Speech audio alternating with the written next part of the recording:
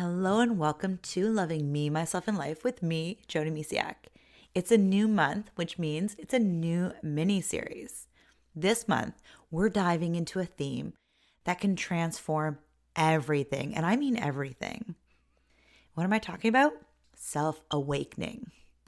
So over the next 4 episodes, we'll be exploring practical tools, inner shifts, and soulful practices to awaken your truest self.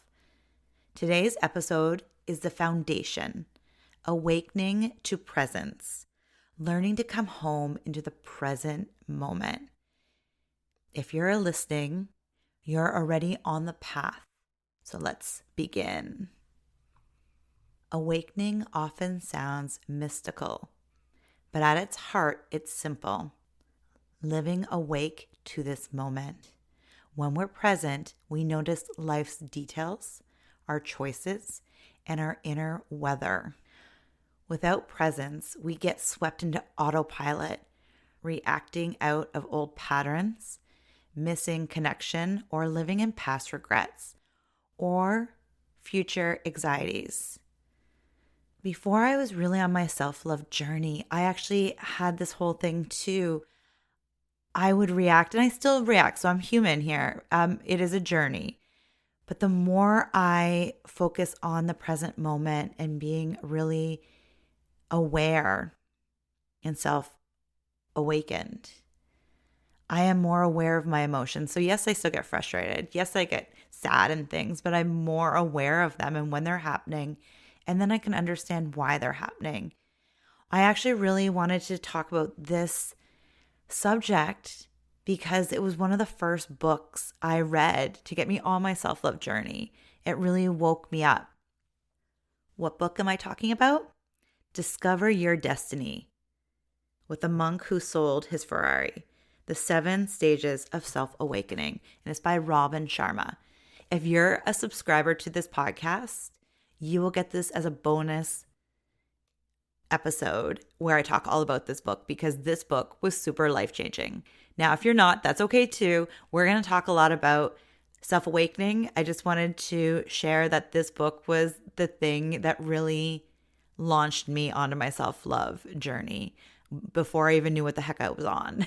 I was on this lonely, sad, angry path and really feeling lonely and lost. Like not knowing where to go. And this book just kind of found me. And here we are, years and years, almost 2 decades later. So let's get back into this. So being self-awakened or really just aware of yourself can really change everything, like I said at the beginning of this episode. So here's the thing. Presence isn't about perfection. I mentioned it earlier. I've been on this path for almost 2 decades now. I still get mad. I still get angry and frustrated and sad and all the feelings of the rainbow. We have different seasons. We have different weather in like Mother Nature and in life in general. And we have feelings to let us know things. It's, again, not about being perfect, but it's also okay to feel things. It's when we're not realizing what we're feeling or that we're hiding from our feelings that really causes havoc in our lives. It's about noticing, and noticing changes everything. Many things keep us from being present. So let's look at some common blocks now. Mental overdrive, constant thinking, planning, and just negative thinking, just constant going. Our minds are like little all over the place. And I've done this myself. I'm a planner. I love planning. So I love the planning. And I had to let go of the fact that I can plan, but not everything has to go according to plan. So it's having things laid out and having this idea, but then being flexible with the plan. Because life is constantly changing. It is not rigid. It's not cement. It's more like a moving tree. So, and then number 2, emotional avoidance. Raise your hand if you've been there. I'm raising mine double time. I've been there, done that, and I didn't like the ending. Okay, So distancing ourselves to dodge hard feelings. So this can look like binge watching TV endlessly, like day in, day out. I'm not talking about like you're having a day, it was hard with a glass of wine and an episode of it or a few episodes of something or a movie. I'm talking about like constantly using things as an avoidance, scrolling on social media endlessly all the time, over and over and over, looking at everybody else's lives but your own. Again, been there, and I'm saying this with so much love. All these things, been there, and I still have moments where, yeah, things are too heavy. So I avoid my emotions for a little bit because I'm like, I can't handle this right now. So I put on a feel good movie until I can ground myself a little bit and then work through those emotions. Because sometimes emotions are so heavy that you can't unpack them all at once. So take it one step at a time. But it's being aware of when you're doing this. Oh my goodness, the next one hit all of them hit me pretty hard, but this one I think this is the one that really took me a while to get. And then when I got it, I'm like, ah. So listen up, people. If you're busy, external busyness, believing productivity equals worth. So constantly doing. And if your to-do list that is a mile long is done, but you're completely done and on the ground, oh, you're worthy. I even remember, I was like, if I have to ask for help, that means I'm not enough as I am because I have to ask for help. When we're busy, just being busy all the time, and we're seeking busyness to equal our worth, like getting things done, like again, that this is when I was realizing that I was busy to hiding. So busyness can also cover up everything else, the emotional avoidance, right? Just becoming so busy outward so you don't have to look inward. And then to cover up your mental overdrive as well. So just constantly doing something so you don't have to be mentally aware either. So it can really all work together here. Okay.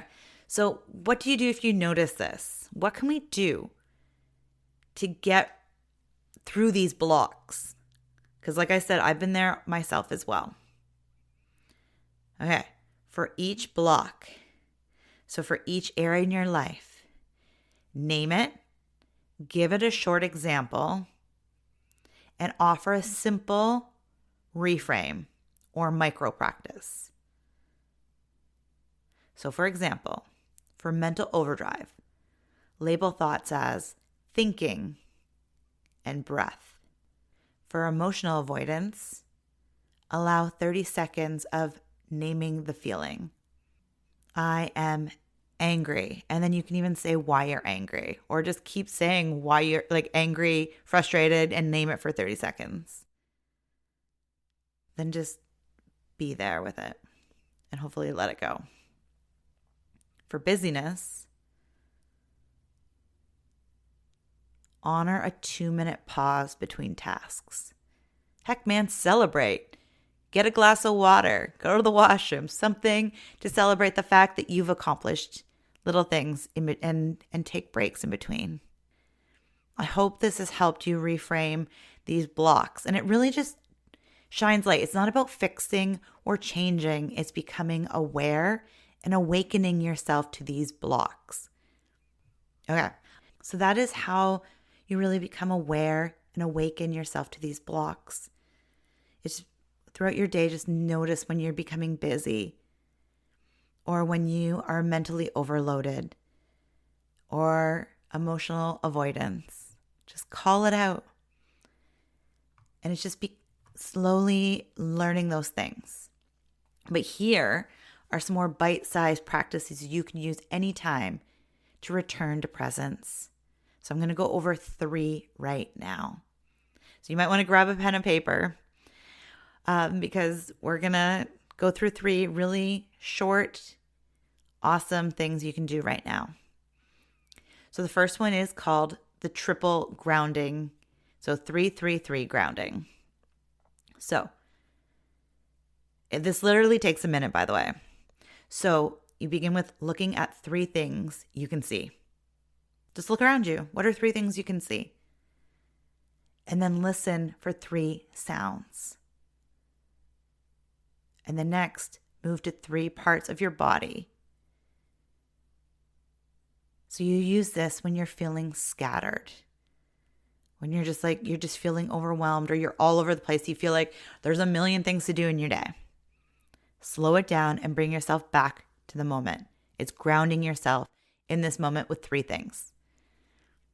So first, 3 things you can see, 3 things you can hear, and 3 parts of your body. Second practice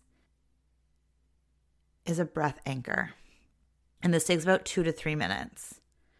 So square breathing, or also known as box breathing, where you count for 4. So you inhale for 4, hold for 4, exhale for 4, hold again for 4, and then repeat.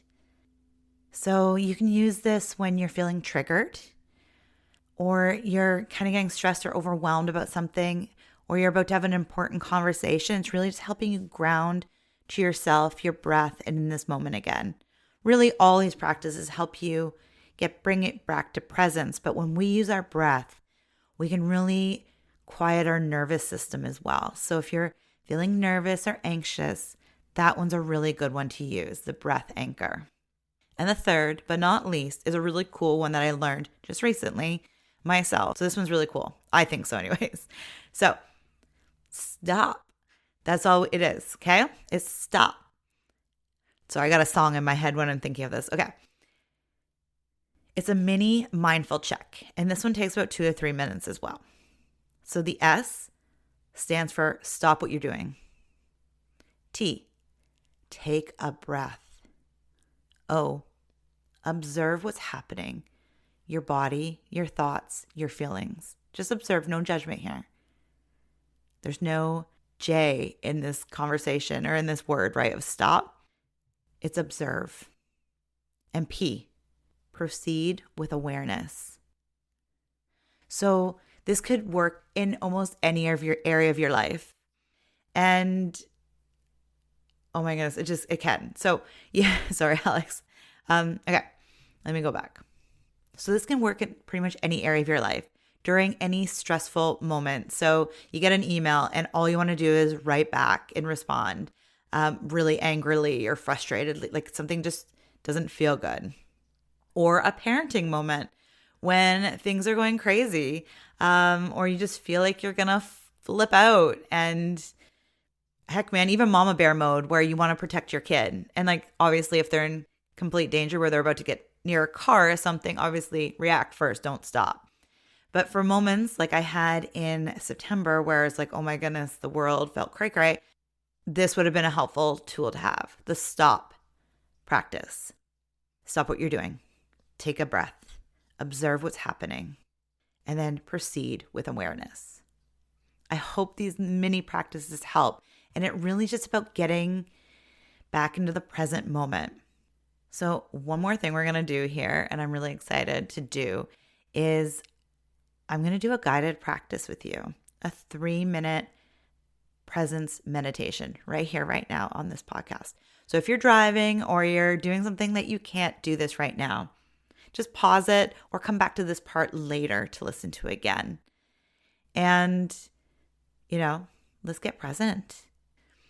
So if you can and it allows, just get cozy here. Just settle and notice physical contact with the seat or floor that you're sitting or standing on.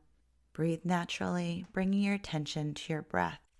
And if your mind wanders, remember, label it, thinking, and return.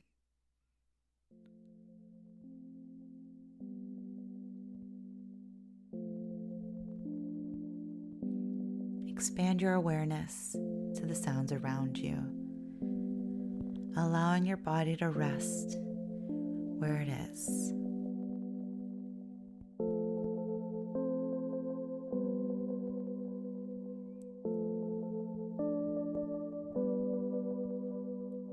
And now set an intention to carry this simple noticing into the next hour, just bringing awareness into your day, into your moments. It doesn't have to be rushing to do's. Just a simple intention to carry about noticing.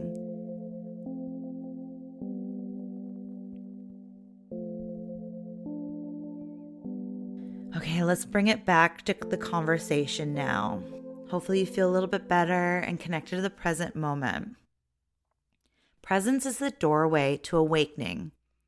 This week, try to practice the 3x3. So 3-3-3. The anchor breath and the stop for 5 minutes a day. Or like I said, some of them are only 1 minute. And notice one moment when being present changed how you acted or felt.